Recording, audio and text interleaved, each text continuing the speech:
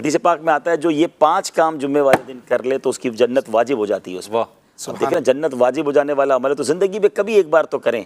उसमें क्या है कि जुम्मे के दिन रोज़ा रखे, जुम्मा पढ़े, किसी मरीज़ की इयादत करे।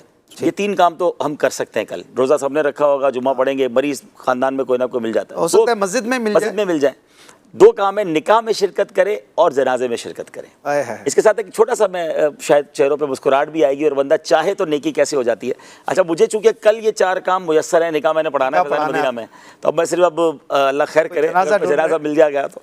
लेकिन एक बार क्या हुआ कि एक मुबल्लिग दावत इस्लामी जो थे उनका, मैं इसकी वाक़या बता रहा हूँ कि कोशिश करे तो बंदा कैसे मिल जाता है उसका काम, कि उन्होंने सोचा कि यार सबको बयान करता रहता हूँ और कभी खुद तो ये काम किया नहीं, तो यार चले हम भी कोशिश करें। तो रोज़ा रख के जुम्मा पढ़ा और फैज़ान मदीना में ही वो है क्या नाम है, शिफा खाना है, तो वहाँ भी चले गए। मरीज़ की आदत भी हो गई, निकाह पढ़ाना था, निकाह भी शिरकत हो गई।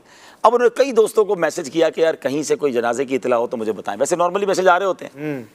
तो 4:45 बजे या 4:50 पे उनको मैसेज आता है कि भाई फैज़ान मदीना के करीब थे वो, कि खारादर के करीब एक जगह है और वहाँ असर के बाद जनाजा है।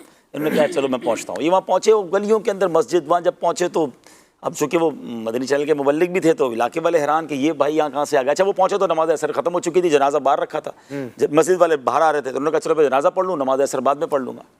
तो मस्जिद वालों ने कहा नहीं, नमाज जनाजा आप नहीं पढ़ानी है, तो उन्होंने नमाज जनाजा भी पढ़ा दी।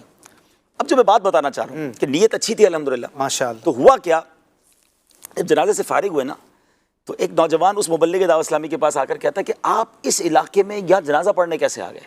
उन्होंने कहा बस वो कुछ और बात है, आप छोड़ें। तो बोला नहीं ऐसे नहीं है, आपको भेजा गया है। बोला क्यों?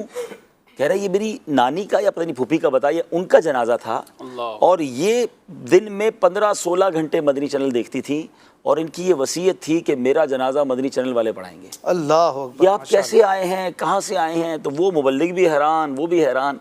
बहरहाल अल्लाह के राज होते हैं, पता नहीं किसको कहाँ कैसे भेज दिया जाता है। लेकिन मैं ये कहना चाह रहा हूँ कि इस तरह की, जैसे हम सहाबा में भी सुनते हैं ना कि नेकियों का मौका ढूंढते थे, लेकिन बहरहाल अल्लाह पाक सबको खैर से रखे। अब जनाजा की तमन्ना नहीं कर रहे, लेकिन जनाजे ऑलरेडी होते हैं। जिस तरह अगर हम तलाश करना चाहें तो खुशी होगी ना कि आप जनाजा पढ़ने की तो सब सवाब है ना। कुछ लोग कहते हैं यार ये 5 चीज़ें कहाँ पूरी करें। मैंने कहा मैं ये अनाउंस कर देता हूँ, जुम्मे के दिन जो ये 5 काम कर ले उसको 5 लाख मिलेंगे।